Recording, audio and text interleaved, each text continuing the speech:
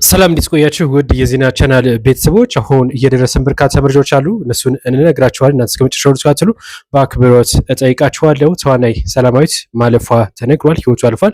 ስለሱ መረጃ አለ። እንደዚሁም በረከት ገበሬዋ በዓለም አቀፍ ደረጃ መንግስትን እንደምትከስ ይፋ አድርጋለች። እየተንቀሳቀሰች እንደሆነ ተነግሯል። እንደዚሁም ደግሞ የሹፌሮች ድምፅ እጅግ አሳዛኝ እንግዲህ ድምፅ እያሰሙ ነው የሚገኘው። በጣም አሳዛኝ ነው፣ እነግራችኋለን። እንደዚሁም የትናንትና እንግዲህ በአንድ ዩቲዩብ ወይም ደግሞ በብሮድካስት ላይ ቀርባ ነበር። እናም በዛ ላይ ብዙዎች አዝነው ነበረ። ወደ 5000 ሰው ደውሎልኛል ብለች ስለሷ ማናት ነግራችኋለሁ።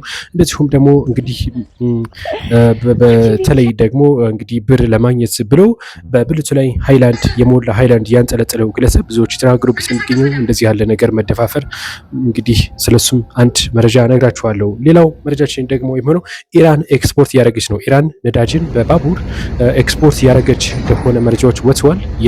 የት ሀገር ነው የምታደርገው የምንመለከተው ጉዳይ ነው። እንደዚሁም በመቀሌ ነዋሪዎች ከባድ ስጋት ላይ መሆናቸውን ገልጸዋል። ከወታደራዊ አፈሳ ጋር በተገናኘ ነግራቸዋለን። ሰፋ ያለ መረጃ አለን ስለሱም። እንደዚሁም ደግሞ በአራት ዓመታት ውስጥ ማለት ነው በኢትዮጵያ ውስጥ በአራት ዓመታት ውስጥ 7400 ግጭቶች ተፈጥረዋል። የት አካባቢ የምናየው ነው የሚሆነው እና እንደዚሁም የአሽከርካሪዎች የስልጠና ማለት ነው የብቃት የአሽከርካሪ ስልጠና እሱም አልቀረም ተብሏል። ሹፌሮች በጣም ቅሬታ እያቀረቡ ነው። ምን ተወሰነ፣ ምን ተባለ? ሰፋ ያለ መረጃ አለን በዚህ ጉዳይ። እነዚህና በርካታ መረጃዎችን ይዘላችኋል። እናንተ ግን ሰብስክራይብ እያደረጋችሁ እስከ መጨረሻው ተከታተሉን በአክብሮት እንጠይቃችኋለን። አብራችሁን ቆዩ። የመጀመሪያው መረጃችን የሚሆነው አርቲስቷ ወይም ተዋናዋ ህይወቷ ማለፉ ነው የተነገረው። እንግዲህ ተዋናይ ሰላማዊት ደስታ ነፍስ ይማር ብለናል።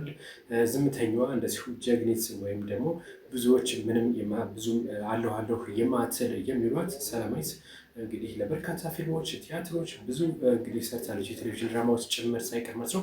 በድንገት እንግዲህ ነው ህይወቷ ያለፈው ሊሰራ በ12 እንግዲህ እናም እኛም መጽናናትን እንመኛለን ለወዳጅ ለቤተሰቦቿ። የአዲስ አበባ ቲያትር ቤቶች አስተዳደርም እንደዚሁ መግለጫ አውጥተዋል። በአርቲስት ሰላማዊት ደስታ ህልፈት ህይወት የተሰማውን ጥልቅ ሀዘን እየገለጸ ለቤተሰቦቿ ለወዳጅ ዘመዶቿ መጽናናትን እንመኛለን ሲል ነው እንግዲህ ይፋ የተደረገው። ተወዳይቷ ሰላማዊት ደስታ እዩኝ የማትል እና ብዙ ጊዜ እንግዲህ በስራዋ ላይ ብቻ ነው እንጂ እነዚህ ቃለመጠይቅ ብዙ ነገር ወዲያው የማትል እንደሆነችን ጭምር የስራ ባልደረቦቿ ገልጸዋል። በጣም አሳዛኝ ነው። ለወዳጅ ለቤተሰቦቿ በድጋሚ መጽናናት እንመኛለን።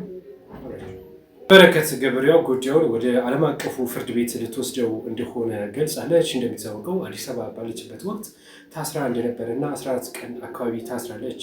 እናም በዚህ እንግዲህ ፖሊስ አለቅም ብሏል። ፍርድ ቤቱ ምንም ጥፋት የለባትም ቢልም ፖሊስ ደግሞ አለቅም ማለቱን ተከትሎ በርካታ ጉዳዮችን አንስታ ክስ መስራለች። በኔዘርላንድ በምክትል ጠቅላይ ሚኒስትር ድረስ ጉዳዩ እየታየ እንደሆነ ነው የተገለጸው። እናም ከዚህ ጋር በተገናኘ በኢትዮጵያ ውስጥ ያሉ 85% የሚሆኑ እስረኞች ሰብአዊ ጥሰት የተደረገባቸው ነው ስትልም ነው የጠቆመችው ማለት ነው። እንግዲህ ጉዳዩ የተለያዩ ማስረጃዎችን በመያዝ በዓለም አቀፍ ጋዜጠኞች አሳልፌ እሰጣለሁ እያለች ነው የምትገኘው በረከት ገበሬዋ። እንግዲህ እነዚህ የዓለም አቀፍ ጋዜጠኞች ይህንን የያዝኩትን ዶክሜንት በሙሉ አስረክባለሁ፣ እነሱም የራሳቸውን ምርመራ እንዲያደርጉ እንግዲህ አደርጋለሁ ስትል ነው የገለጸችው ማለት ነው። እንግዲህ በአገሪቱ ምክትል ጠቅላይ ሚኒስትር ድረስ ከደረሰ ጉዳዩ እጅግ ይካረራል የሚል ብዙዎች ምናምን ሲገለጹ ነው የሚገኙት።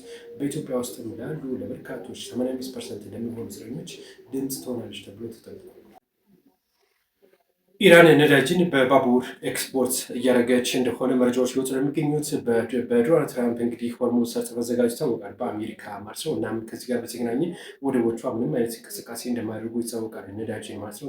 አሁን በዚህ ምክንያት ነው እንግዲህ በባቡር እንደምትመለከቱት በምስሉ ላይ በባቡር እያንቀሳቀሰች የምትገኘው። ይህንን ነዳጅ ደግሞ በዋናነት ለቻይና እና ለፓኪስታን ነው የምታቀርበው ነው የተባለው። አሜሪካ በኢራን ላይ የጣለችው እገዳ 50 ቀናት ማስቆ ይታወቃል። ከዚህ ጋር በተገናኘ ነው እንግዲህ ኢራን አሁን በባቡር እያጓጓዘች የምትገኘው ማለት ነው። በዚህ ጋር በመቀጠል ደግሞ የምንመለከተው የመቀሌ ነዋሪዎችን ስጋት ይሆናል። በትግራይ ክልል እየተካሄደ ያለው ወታደራዊ አፈሳና እንዲሁም የህዝቡ ሌላ ስጋት ተፈጥሯል ነው የተባለው። የጦርነት ድባብ አለ። እናም በዛ ስጋት ምክንያት በርካቶችን ወደ አዲስ አበባ ለማግራት እንቅስቃሴ ያደርጉ የሚገኙት እንደምትመለከቱት በምስሉ ላይ ነው። በርካታ ሰልፎች እየታዩ ነው የተባለው። ባለፈው አንድ ወር ውስጥ ብቻ ወደ 30,000 የሚጠጉ ወጣቶች መታፈሳቸው ወደ እንግዲህ ልዩ ኃይል ካምፕ መግባታቸው መረጃ ምንጮች ጠቅሰዋል። ከዚህ ጋር በተገናኘ የተለያዩ ፓርቲዎችን ስምረትን ጨምሮ ሲቃወሙ እንደነበረ የሚታወስ ጉዳይ ነው እና አሁን ወጣቱ ያንን ለመሸሽ ነው እንቅስቃሴ እያደረገ የሚገኘው። ሌላው ከዚህ ጋር በተገናኘ እንግዲህ በኢትዮጵያ ውስጥ በርካታ ጉዳዮች ይነሳሉ። በተለይ የጸጥታ ጉዳይ አንዱ እንደሆነ ይታወቃል። እንግዲህ ባለፉት 4 ዓመታት ብቻ ማለት ነው 4 ዓመት ውስጥ ወደ 7400 የሚጠጉ ግጭቶች ተፈጥሯል በኢትዮጵያ ውስጥ በ4 ዓመት። እንግዲህ እጅግ በጣም ብዙ ቁጥር ነው። የአልጀዚራ ግጭት መቆጣጠሪያ እንደሚያሳየው ከሆነ ከጃንዋሪ 2022 እስከ ሜይ 15 2026 ድረስ ብቻ በኢትዮጵያ ውስጥ አጠቃላይ በመላ ሀገሪቱ ወደ 7400 ግጭቶችን መመዝገቡ ጭምር ይፋ ተደርጓል የተባለው። በተለይ እነዚህ ግጭቶች በዋናነት ከ3719ኞቹ 19 ወደ 3719 የሚሆኑት ደግሞ በአማራ ክልል የተከናወኑ እንደሆኑም ጭምር ነው ይፋ ያደረገው ዘገባው ማለት ነው። በተለይ በአማራ ክልል በፋኖና በመንግስት ኃይሎች ከፍተኛ የሆነ የተኩስ ልውውጥ እንደተደረገባቸው በነዚህ በግጭቱ በሶስት ሺዎቹ ማለት ነው እንግዲህ ማለት ነው። ሌላኛው ደግሞ ሁለተኛ ቁጥር ይዞ የሚገኘው በኦሮሚያ ክልል ነው። 2735 ግጭቶች ተመዝግበዋል በኮኔክሽን እና እንዲሁ በመንግስት ታጣቂዎች ጋር ነው። ሌሎች ክልሎችም አሉ። በነገራችን ላይ በትግራይ ክልል 262 ግጭቶች ተመዝግበዋል።